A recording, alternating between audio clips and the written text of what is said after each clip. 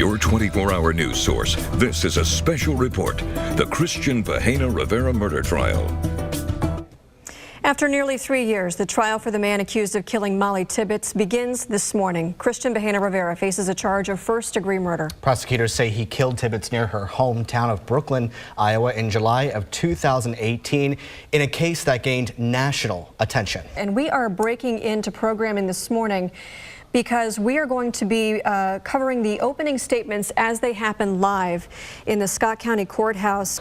A little bit about Bahena Rivera in this case. He's now 26, as a Mexican immigrant and not a U.S. citizen. He worked under a different name and a false ID at Yarby Farms, that's in rural Poweshiek County. Before this, he had no criminal record.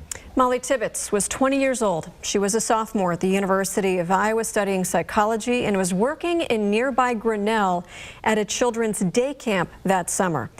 Tibbetts was last seen running in Brooklyn around 7:30 the evening of July 18th of 2018. She'd been staying with her boyfriend, Dalton Jack, for the summer in Brooklyn when she disappeared. And joining us to talk about the trial as it begins is Eric Tyndall. He's a defense attorney with Keegan, Tyndall, and Yeager in Iowa City. What we do know about the jury, though, Eric, is that there are 8 women and 7 men for a total of 15. 12 are jurors, 3 are alternates. Of that pool of 15, there is 1 Hispanic woman. The defendant also Hispanic. So as a defense attorney, if you were the defense attorney in this case, are you happy with that jury? I would tell you that by gender makeup, a 50-50 split is fairly common. Obviously, when you represent a minority defendant, you would hope that there was more minority representation on a jury panel. An alternate will not go into deliberations with the rest of the jurors. But sometimes out of the first 12, you will have a juror get sick or have an emergency, so an alternate would replace them. Eric, thank you. We'll speak with you after opening statements, which are about to get underway. So let's listen. Molly Tibbetts. This case is her story. In their opening statement, prosecutors painted a picture of the events they believe led up to Molly Tibbetts' disappearance in July of 2018. He admitted that he found her attractive, that she was hot, in his words.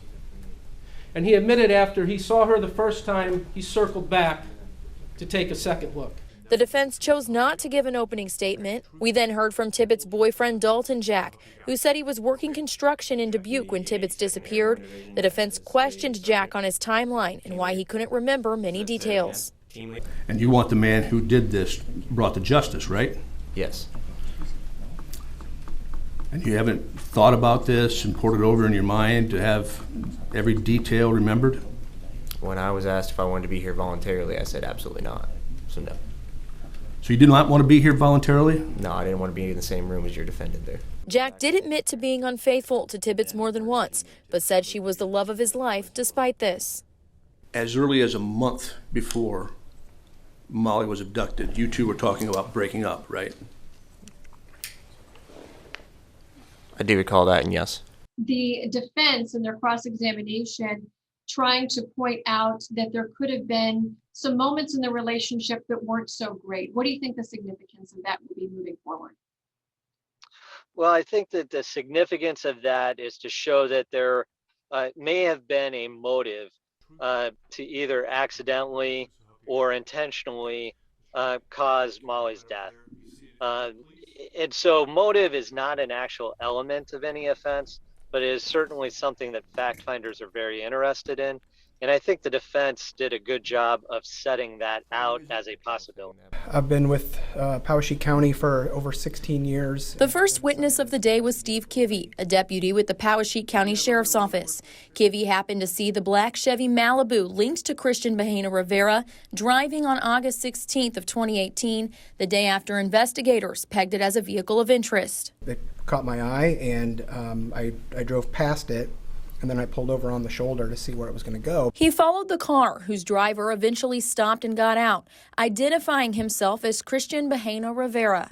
Thanks, everyone, for joining us here on Facebook Live. We're going to do a quick debrief of day 2 of testimony in the Cristhian Bahena Rivera murder trial. Joined today by Kristen Rogers. She's been in Scott County where the trial is taking place. And defense attorney Eric Tyndall joining us again today. He sees the black Chevy Malibu.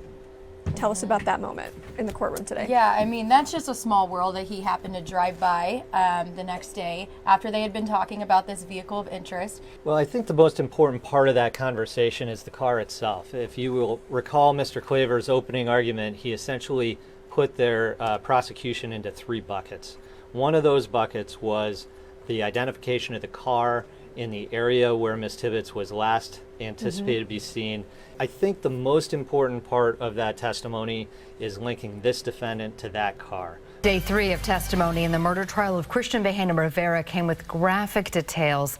These included images of Molly Tibbetts' body in the cornfield weeks after she was last seen while running in her hometown of Brooklyn. KCRT TV9's Kristen Rogers reports on today's focus on DNA and blood evidence. The next witness of the day was Amy Johnson with the Iowa Division of Criminal Investigation. She collected evidence from Bahena Rivera's Chevy Malibu, finding stains that were positive for human blood. She was also called to the field where responders eventually found Molly Tibbetts' body about 60 feet into the corn and noticing something that stood out. Her bright colored running shoes. You could see those? Yes. She testified Tibbetts' shorts, headband, and underwear were located several feet from her body. In cross-examination, the defense questioned whether items found at the scene were properly searched for DNA connecting them to Bahena Rivera. Molly Tibbetts probably had the nicest text messages we've ever read. Agent Trent Valita says Molly Tibbetts was considered a low-risk victim because she wasn't wrapped up in anything nefarious. In cross-examination, defense attorney Chad Freese brought up 8 other men he believes should have been looked into further by investigators. That included a local sex offender, 2 men with a violent history who lived near where Tibbetts' body was found, and Dalton Jack, Tibbetts' boyfriend. If Molly Tibbetts was talking about severing the relationship a month before she disappeared, that would be something you would want to explore in detail, correct?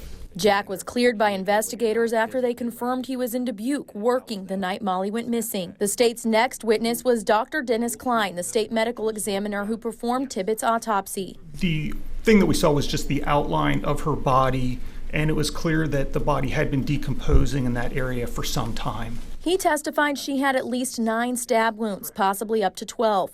One of which went through her skull. Lastly, we heard from Heather Garvin, a board-certified forensic anthropologist. I examined all of the bones of Molly Tibbetts. She pointed out the injuries Tibbetts had using pictures of Tibbetts' bones, and with that, the state rested its case. The defense then pushed for an acquittal on the first-degree murder charge, claiming the state does not have sufficient evidence. Judge Joel Yates denied that motion. Prosecution is rested. Defense will take over tomorrow morning. Where do you think they're going to start presenting their case? Well, hopefully we'll hear an opening tomorrow, and that will give us a roadmap to what their defense may be. But it appears to me that the defense has to answer some questions. How did Ms. Tibbetts' DNA end up in the defendant's car? Why would the defendant make the statements that he did? And are there any alternative suspects for which there is more evidence than we've heard so far that may point to their potential guilt? Is spreading doubt and naming all of the people that we heard named today and disputing some of the DNA evidence, could it have been planted? Is that going to be enough to convince a jury?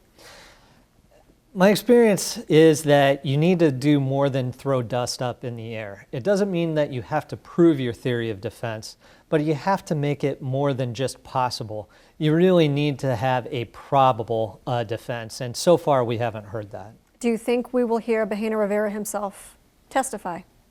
I would be surprised. It's the job of the state to prove my client guilty. Tuesday began with the defense giving an opening statement, something they deferred at the beginning of the trial. During that statement, they called Cristhian Bahena Rivera's 11-hour interview with police an interrogation. It was during that interview Bahena Rivera confessed to putting Tibbetts' body in a cornfield. The state in this case, they got what they wanted, and they closed the case. The first witness the defense called was Dr. Michael Spence, a DNA expert who analyzed the DNA found in the back of Bahena Rivera's black Chevy Malibu. He testified to finding additional DNA that did not belong to either party. So you just know that there's another contributor that is not Ms. Tibbetts, correct? Correct. And the contributor is also not Mr. Bahena Rivera. Is that right? That's correct. Next, we heard from 2 people close to Bahena Rivera. First, his uncle's wife, and then the mother of his 5-year-old daughter. They testified back-to-back on Bahena Rivera's character. Todo el tiempo hace juegos. Well, with the family, he's very funny. Has Cristhian Bahena Rivera ever been violent towards you? No. Next, Dalton Jack, Tibbetts' boyfriend, returned to the stand after testifying last week for the prosecution. Explain to me why you only tried to call your girlfriend who was missing one time in the days following her disappearance. I don't know. I've tried to get other people to look for her as well. Would you please head to that chair, please? In an unexpected turn, the defense called defendant Cristhian Bahena Rivera to the witness stand as he listened and answered questions through a translator. He said on July 18, 2018, the night Molly Tibbetts went missing, he was taking a shower in his trailer at Yarrabee Farms where he worked when he came out to find 2 random men standing in his living room. Those 2 people in your living room, how were they dressed? With sweaters and their faces covered. He claimed the larger man had a gun and the smaller a knife. Bahena Rivera says the 3 of them got into his black Chevy Malibu and he was instructed to drive. The larger man was in the back seat and the man with the knife was up front. When we were coming into town, they tried to kneel down, crouch down as much as they could in the seats. He says he was then instructed to drive to the cornfield, where he would weeks later lead investigators to Tibbetts' body. Bahena Rivera said the men left and he got out of the car to check his trunk because he knew they had put something inside. What did you see? A body. Was that the body of Molly Tibbetts? Yes. I remember that they said that if I would say something, they were going to do something to my family, my ex-girlfriend, my daughter. In cross-examination, Assistant Iowa Attorney General Scott Brown questioned the details of Bahena Rivera's new story. Whenever you left the cornfield, you left alone? Yes. Breaking down what turned out to be a very interesting morning in the murder trial of Cristhian Bahena Rivera, the defendant taking the stand today in his own defense. I don't know that the state maybe saw this coming. What are your thoughts on it? I don't think any of us saw this coming, including the state.